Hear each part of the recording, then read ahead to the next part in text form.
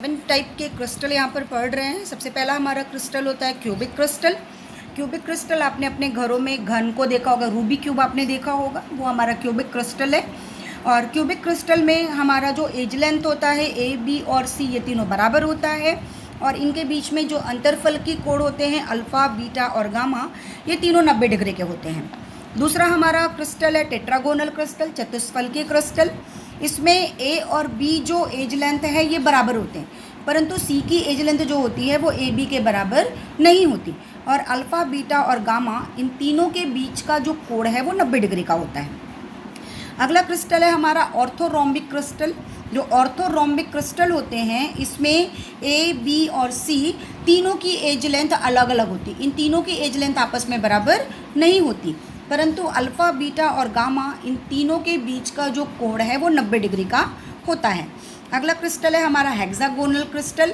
आपने बेंजीन की संरचना पढ़ी थी, बेंजीन हमारा हेक्सागोन है। तो जो हेक्सागोन होता है उसमें ए और बी, इन दोनों को अगर हम देखें तो इनकी एज लेंथ बराबर है, परंतु सी की जो एज लेंथ होती है वो इन दोनों के बराबर नहीं होती। अल्फ़ा और बीटा दोनों के बीच का कोण बराबर होगा हमारा 90 डिग्री का, पर जो गामा कोण होगा वो हमारा कितने का हो जाएगा, 120 डिग्री का हो जाएगा। उसके बाद है ट्राइगोनल क्रिस्टल। ट्राइगोनल मतलब त्रिभुजी आकार का क्रिस्टल हमारा। तो अगर हम ट्राइगोनल क्रिस्टल को देखें तो इसमें ए, बी और सी, इन तीनों की एज लेंथ बराबर होती है, परंतु इनके बीच में जो बनने वाला कोण है अल्फ़ा, बीटा और गामा, तो अल्फ़ा और बीटा जो है और गामा, इन तीनों क्या होते हैं, 90 डिग्री के बराबर नहीं होते।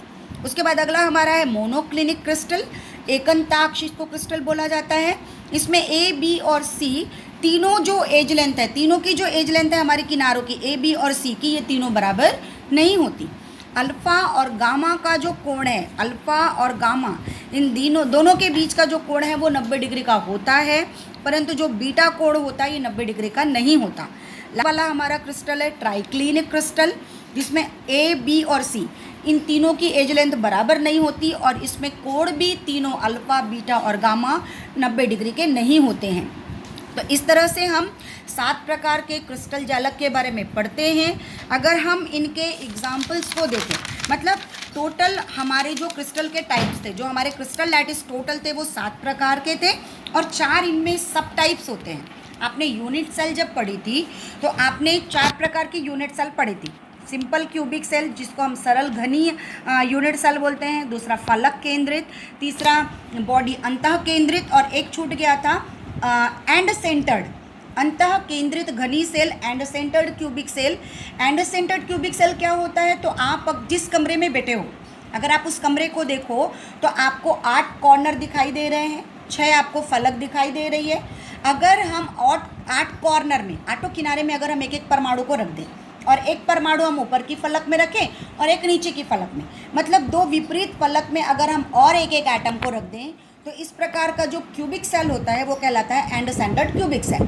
तो 7 टाइप के हमारे क्रिस्टल लैटिस हो गए, और ये जो 4 प्रकार के हमारे यूनिट सेल है सब टाइप्स, अगर हम इन दोनों को मिलाएं तो ये टोटल हमारे 14 प्रकार के हो जाते हैं। अब अगर मैं बहुत ही सरल तरीके से इनको क्लासीफाइड करूं तो जो सिंपल हमारा क्यूबिक सेल था, जिसको हम प्रिमिटिव सेल भी बोलते हैं, सरल घनी कोशिका हमारी, सरल घनी सेल हमारा, तो सरल घनी सेल में क्या होता है, 8 किनारे और 8 किनारों में एक एक परमाणु। ये जो हमने 7 प्रकार के लैटिस पढ़े ये सभी में पाया जाता है।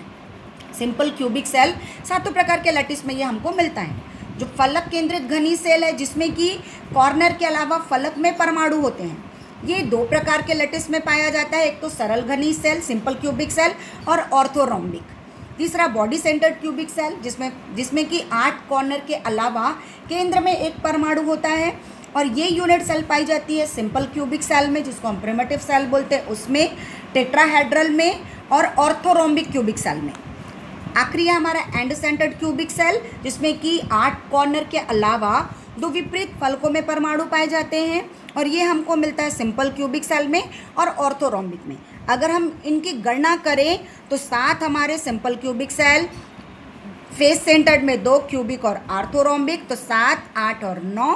बॉडी सेंटर्ड में 3 हमारे मिलते हैं क्यूबिक, टेट्राहेड्रल, ऑर्थोरोम्बिक, तो 7, 8, 9, 10, 11, 12। एंड सेंटर्ड 2 ऑर्थोरोम्बिक और क्यूबिक, तो टोटल हमारे हो गए 14 टाइप के क्रिस्टल लैटिस। तो ये हमने क्रिस्टल लैटिस के बारे में पढ़ा। अगर हम इनमें एटम का कंट्रीब्यूशन देखें तो मैंने आपको पहले ही बताया है, सिंपल क्यूबिक में एटम का कंट्रीब्यूशन 1/8 होता है, मतलब 8 कॉर्नर है, 8 कॉर्नर में एक एक परमाणु, हर परमाणु का कंट्रीब्यूशन हो जाएगा 1/8। 6 फेस होते हैं, 6 फेस में 8 कॉर्नर के अलावा परमाणु, तो हर फेस के परमाणु का कंट्रीब्यूशन हो जाएगा 1/2। बॉडी सेंटर्ड 8 कॉर्नर के अलावा एक परमाणु केंद्र में, तो उसका कंट्रीब्यूशन 1 होगा। एज सेंटर्ड क्यूबिक सेल या एंड सेंटर्ड क्यूबिक सेल अगर हम देखें तो हमारा फलक एक ऊपर की फलक में और एक नीचे के फलक में, तो ऊपर की फलक में जो यूनिट सेल होगा वो समीप के 4 परमाणु से घिरा होगा। जैसे अगर मैं यहाँ पर एक यूनिट सेल को बना दूँ